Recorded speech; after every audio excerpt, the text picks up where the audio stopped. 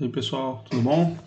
Bom, hoje a gente tem um aprofundamento então aqui interessante, tá? É uma complementação da aula da biologia A, mas que mistura também a biologia C, microbiologia, fungos, assim por diante, né? Que foi a matéria da semana passada. A gente vai falar um pouco da fermentação, né, dessa semana, mas também misturada em biologia, microbiologia, puxar a evolução também, origem da vida, tá? São assuntos bastante pertinentes que trabalham em conjunto aqui. Tá? Então a gente começa aqui primeiro pelo processo comum da fermentação e da respiração celular aeróbica, né, que é a glicólise. Bom, a glicólise, então, o nome é bem autoexplicativo, vamos dizer assim. Glico vem de glicose, lise vem de quebra. Então, a gente tem aí a quebra da glicose, certo? Então, para relembrar esse fenômeno, a gente tem aqui a molécula de glicose. Essa molécula de glicose, ela vai ser, então, ali adaptada a duas moléculas de ATP, se transformando na frutose 1,6-bifosfato. E a partir desse ponto, então, começa uma série de quebras. A gente não precisa ser específico nas enzimas que vão trabalhar no processo, porque elas não caem em vestibulares. Mas a gente tem que saber que tem uma quebra em duas partículas diferentes, duas moléculas distintas. E daqui começa com um outro processo. Primeiro, da retirada de hidrogênio através de um carregador, do NAD. O NAD é interessante a gente destacar, porque o NAD, na verdade, ele é uma coenzima, né? Ele ativa um processo enzimático, mas ele participa dele também, retirando, então, ali o hidrogênio. Esse é o papel importante que ele faz, certo? Bom, a partir daqui a gente tem então depois a liberação dos fosfatos que foram adicionados aqui no início, né? E tem uma adição do fosfato aqui nesse processo por substituição do hidrogênio, estão vendo? Então a gente vai tirar 2 mais 2, então vou ter 2 ATPs de um lado, 2 ATPs do outro, totalizando 4 ATPs, sendo 2 consumidos, um saldo no final de 2 ATPs. E a produção das moléculas de ácido pirúvico, ou também chamadas de piruvato.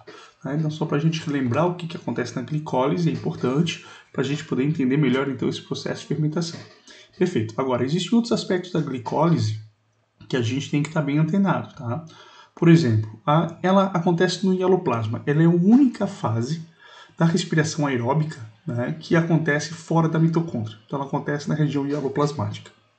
Outro fato importante é que, por acontecer no hialoplasma, ela não vai estar associada ao mecanismo de oxidação feita pelo oxigênio. Né? Então, automaticamente, o oxigênio não entra nessa reação. Então, ela é a única das 3 fases que a gente tem da respiração celular aeróbica que é independente do oxigênio, certo? Outro fator muito interessante que a gente tem aqui é que ela não tem participação de organelas nenhuma. Não é só mitocôndria. Qualquer outra organela não vai ter trabalho com ela. A única organela que está vinculada indiretamente a esse processo seria o ribossomo. Por quê? Porque nós temos enzimas que realizam esse fenômeno. E tendo essas enzimas realizando esse papel, então automaticamente a gente precisaria da síntese delas, por isso o ribossomo. Por que eu estou destacando isso? Porque esse fenômeno ele é extremamente simples comparado com todo o processo de respiração celular. Então, dessa maneira, esse fenômeno simples ele pode ser repetido em quaisquer tipo de organismos celulares. Então, seja, por exemplo, ali uma rickettsia, que é um tipo de bactéria extremamente simples, ou um micoplasma, que é extremamente simples também, ele consegue fazer o mecanismo de glicólise, certo? Os únicos seres vivos que a gente conhece que não vão fazer esse fenômeno seriam quem? Os vírus, porque não tem uma estrutura celular que possa usufruir para poder fazer esse fenômeno. Mas todos os seres celulares conseguem fazer pelo menos a glicólise, certo? É um fenômeno mínimo ali que todos vão ter que apresentar, certo? E esse fenômeno ele foi extremamente importante no início da origem da vida. Por quê? Porque não existia oxigênio na atmosfera terrestre no início. Então a gente consegue ver aqui mais ou menos como é que seria essa atmosfera. Não é que não tinha oxigênio. Não tinha oxigênio livre. Então isso é importante da gente destacar, certo? Então, na atmosfera terrestre inicial, a gente tinha ali, então, por exemplo, gases dispersos, principalmente a base ali de nitrogênio, de enxofre, de várias outras substâncias ali, como a gente consegue averiguar aqui. Temos hidrogênio, amônio, metano, esses gases iniciais, né, dessa atmosfera chamada de atmosfera primária. Posteriormente, outras substâncias foram surgiram através de quebras de substâncias anteriores, como por exemplo aqui a questão do vapor d'água, do gás carbônico, nitrogênio, que foram surgindo posteriormente. E hoje são gases extremamente importantes na atmosfera terrestre, certo? Mas vocês podem notar que o oxigênio só surge na chamada atmosfera atual. Esse fenômeno do surgimento do oxigênio posterior fez com que então um mecanismo de fermentação fosse um mecanismo bastante interessante para os seres vivos. Não é que eles optaram por fazer isso, né? A gente sabe que através do fenômeno evolutivo ele surgiu e ele foi selecionado positivamente pelo meio. Um fenômeno de produção de energia, pouca energia, sim, né? Mas para seres unicelulares, procariontes, isso era necessário. Não produzia pouca energia, mas utilizava então um mecanismo sem processos necessários de oxidação, processos oxidativos complexos com presença de oxigênio. Né? A gente não pode esquecer que o oxigênio ele é extremamente tóxico, porque ele é muito ativo, né? Ele consegue então ali oxidar com muita facilidade e isso gera vários problemas fisiológicos celulares também. Como não tinha oxigênio, eles não tinham esse tipo de problema. Então a fermentação foi uma boa alternativa, certo? Bom, um fato interessante mas por que é necessário a fermentação? Por que a gente não tem só a glicólise? Seria mais simples, porque a glicólise, se ela já produz a energia que a gente vai ter no final, por que depois da glicólise a gente tem que ter o fenômeno fermentativo? Isso tem a ver com o quê? Com matéria de ação, ou seja, a gente tem que ter um substrato de ação e esse substrato tem que estar contínuo. Se por acaso ele ficar saturado, a reação vai inibir. Como é que eu explico isso? Olha só, aqui a gente tem os dois tipos de fermentação, a gente já vai comentar delas, mas a ideia das duas fermentações é que elas têm uma base simples. Elas têm o fenômeno de glicólise, certo? E na glicólise vamos ter a liberação das duas moléculas de ATP e vamos ter a liberação das duas moléculas de NAD carregadora mais o piruvato, certo? Isso é praxe, todas vão ter isso aqui. O que acontece posteriormente, que é a parte importante, e aí depois eu vou colocar do gás carbônico aqui que não é interesse, é essa fase aqui de baixo, essa seta. O que acontece é que pós-fenômeno de glicólise, a fermentação consiste em pegar esse hidrogênio que foi liberado no mecanismo de glicólise, né, e incorporar novamente a molécula de produto final, certo? Ou seja, devolve-se esse hidrogênio para a molécula. Por que é importante isso? Porque, olha só, se a gente usasse só glicólise, os NADs iriam consumir o hidrogênio, mas ia chegar no momento que não teria mais substrato de ação, que é o NAD. Sem os NADs, eu não conseguiria fazer a reação acontecer. Então a gente precisa liberar o hidrogênio do NAD, da nicotinamida, adenosina de nucleotídeo, né? Eu preciso liberar esse hidrogênio. Para isso eu tenho que incorporar ele em uma outra reação, que seria devolvê-lo ao produto final. Tá? Então a ideia da fermentação é simplesmente liberar os NADs para que eles possam continuar a reação de glicólise e manter a produtividade de energia. Certo? Isso acontece tanto na fermentação alcoólica quanto na fermentação lática. Qual que é a diferença básica das duas? Por que uma produz o álcool e outra produz ali o ácido lático? Tem essa reação secundária aqui que acontece então na fermentação alcoólica. É onde do piruvato elimina-se duas moléculas de gás carbônico. Então a gente vê que tem gás carbônico nessa reação. E por fim a gente tem aqui a produção do acetaldeído. Esse acetaldeído, adicionado ao hidrogênio, aí sim ele vai ser transformado então no álcool, ou no etanol, como a gente conhece.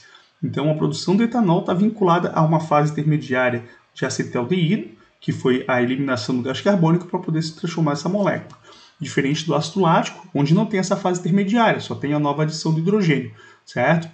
Interessante nessa situação aqui do ácido lático, né, é que a gente consegue ver que a diferença mais marcante é que ela tem duas moléculas com 3 carbonos, enquanto que aqui no etanol nós temos duas moléculas com 2 carbonos só. Tá? A partir desse etanol, a gente pode ter uma diferenciação por ação bacteriana e transformar isso aqui ainda em vinagre, em ácido acético, certo? Então a gente pode dizer que a fermentação acética ela é uma complementação da fermentação alcoólica. Então ela seria uma continuidade, por isso que ela também libera gás carbônico, diferente do que acontece então na produção da fermentação lática, que não tem eliminação alguma de gás carbônico. Essa é a grande diferença dessas duas fontes ali de produção de energia, certo? Bom, dando continuidade aqui, a gente vê então que com o tempo, agora continuando a história evolutiva do planeta, com o tempo o oxigênio começou a se estabelecer. Esse gráfico aqui ele é um gráfico que a gente tem que tomar bastante cuidado com a questão da concentração. Está 0, 0, 1, 1, 10, 100. Então, proporcionalmente o gráfico está meio irregular. Tá? Mas eu acho ele interessante para a gente destacar então aqui que quando a gente começa então com o fenômeno de fotossíntese, essa fotossíntese inicialmente ela não sobe muito o gás oxigênio na atmosfera, vocês podem notar isso. O aumento é posteriormente ali, principalmente, Porque aqui a gente começa com a fotossíntese, mas a fotossíntese bacteriana que não elimina oxigênio, elimina enxofre, né? Então essa é a grande diferença. Então, por ela eliminar enxofre, como a gente já viu isso aí na aula de microbiologia, aqui automaticamente não vai ter esse impulso do oxigênio de forma grande. Mas com o tempo vão surgindo as cianobactérias que vão produzindo também. Outra coisa que interferiu nesse crescimento inicial, que pode ver que ele vem de forma exponencial posteriormente, né, foi a questão do oxigênio ser bastante reativo e ele começar a oxidar toda a crosta terrestre, que tinha mecanismos fáceis de acontecer a oxidação. Então, a oxidação começou a acontecer de forma gradativa aqui pela crosta terrestre inteira. A partir desse mecanismo, desse momento, a gente começou a ter a liberação então do oxigênio livre, que começou a formar a camada de ozônio e a gente teve o pico da concentração atmosférica até os 100% que a gente encontra hoje. Não 100% do gás atmosférico, mas 100% da saturação conhecida de oxigênio, que é de 21%. Certo? A gente até teve picos aqui maiores no Carbonífero, por exemplo, que chegou a 30 e poucos por cento, mas hoje o número é mais ou menos 21%. Certo? O interessante é que quando, então, ele oxidou a crosta terrestre e começou a se saturar no ecossistema, isso gerou um problema. Por quê? Porque vários organismos não tinham mecanismos que eram antioxidativos, ou seja, eles permitiam que o oxigênio interagisse com as suas moléculas e o resultado disso era o quê? Era uma deterioração. Eles começavam a ser quebrados, ser lisados e assim por diante. Isso foi um problema sério. Então, alguns autores colocam que a gente tem várias grandes extinções no planeta, né? A gente tem hoje 6 extinções ali, grandes extinções confirmadas. Alguns colocam que a 7ª extinção seria a primeira de todas, que seria a extinção causada pelo oxigênio livre. Tá? Todos os seres vivos que não tinham mecanismos antioxidativos sucumbiram a esse excesso na atmosfera, certo? Não todos, mas quase todos. Pelo menos alguns restaram, como a gente vai falar daqui a pouco, tá? Mas a grande maioria então acabou sumindo do planeta. Hoje, os organismos, então, geralmente eles são organismos anaeróbicos, mas eles são, ou, no caso, anaeróbicos facultativos, ou aerotolerantes, tolerando, então, ali a quantidade de oxigênio, certo? Então, só para a gente entender, a gente tem esses tipos de organismos aqui. Então, a gente tem alguns exemplos, tá, com essa saturação de oxigênio que eu acho muito interessante da gente colocar. A gente tem, por exemplo, o aeróbio restrito. Né? O aeróbio restrito é aquele que ele vive somente ali, então, com a presença do oxigênio, como a gente consegue averiguar aqui. Como a gente tem um ambiente aqui com maior o contato de oxigênio livre nessa região de cima, é aqui que a gente vai ter mais oxigênio. Não esqueça que o tubo de ensaio não tem aqui uma ressurgência, não tem uma movimentação do líquido para que tu possa oxigenar. Então, por isso que automaticamente o oxigênio está na superfície. Aí entramos nos anaeróbios também. Temos o anaeróbio estrito ou restrito. É aquele, então, que não aceita a presença do oxigênio. Esse vocês podem notar que ele é encontrado aonde? Ele é encontrado no fundo, onde a gente tem menor movimentação e automaticamente menor taxa de oxigênio, certo? Bom, esse aqui, então, ele não tem mecanismos antioxidantes ou enzimas específicas para tentar diminuir esse fenômeno ali que pode gerar a morte da bactéria, certo? Perfeito. Aí depois a gente tem aqui o aeróbio ou anaeróbio, tanto faz, tá? Porque é facultativo, então pode ser os dois. Então a gente tem o aeróbio ou anaeróbio facultativo. O que é isso? É aquele organismo que ele vai optar por oxigênio ou não, dependendo da situação. Geralmente eles optam pela presença do oxigênio, mas se a gente notar que a gente tem uma maior prevalência, no resto eles ficam mais difusos, então existe a questão da competição e tudo mais, o que estimula alguns a optarem pela respiração anaeróbica. Certo? Mas ele se dispersa em qualquer região, porque ele tem mecanismos de fazer respiração aeróbica ou anaeróbica, dependendo da saturação de oxigênio. Aí a gente tem alguns mais específicos, tá? Que é o caso do microaerófilo e do anaeróbio aerotolerante. O microaerófilo é aquele que suporta um pequeno nível de oxigênio, certo? Ele não tem, no caso, uma resistência muito grande, então ele não vive em regiões com maior saturação, como a gente viu ali. Mas precisa que tenha um pouquinho de oxigênio também. Isso está muito associado, então, a essas enzimas aqui, tá? Que é a catalase ou a superóxido dismutase, que a gente pode também usar a sigla SOD, certo? Então, o que acontece? A gente tem aqui essas enzimas que vão ajudar, então, a fazer essa redução e diminuição dos compostos tóxicos a partir do oxigênio. Então, elas evitam fenômenos de oxidação. Tá? A importância que a gente tem, então, aqui dessas enzimas específicas. A mesma coisa acontece nos anaeróbios aerotolerantes. Onde eles estão mais embaixo, eles têm ali automaticamente uma menor produção dessas enzimas, porque tem menos oxigênio. Onde tem mais oxigênio, eles têm então ali a maior produção dessas enzimas. Então existem muitos tipos de bactérias, por exemplo, que elas vivem com a presença do oxigênio, mas não o utilizam, só que elas têm mecanismos antioxidativos. A gente tem algumas bactérias, por exemplo, que são anaeróbias restritas, tá? E que só conseguem sobreviver em ambientes que estejam vedados sem a presença do oxigênio. Uma tradicional dessa aí é a Chloristridium botulinum, né? A causadora do botulismo, né? Que é uma bactéria um veneno bastante agressivo. Na verdade, existe a toxina botulímica do tipo H, que é a toxina mais venenosa para a espécie humana, conhecida no planeta. Tá? É uma coisa absurda. A dioxina, por exemplo, é o veneno mais potente para a população humana que o homem criou, tá? Mas ela é cerca de 1 milhão de vezes mais fraca do que a toxina botulínica H, tá? Então ela é extremamente tóxica. Mas o que acontece então aqui é que a gente tem um organismo então que ele só consegue viver em ambientes fechados. Por isso que é extremamente importante a gente manter conservado bem o alimento, né? Não permitir então ali esse contágio, esse ambiente anaeróbico para essa bactéria poder se proliferar, certo? Também é interessante que esses tipos de bactérias não vivem muito bem em ambiente ácido.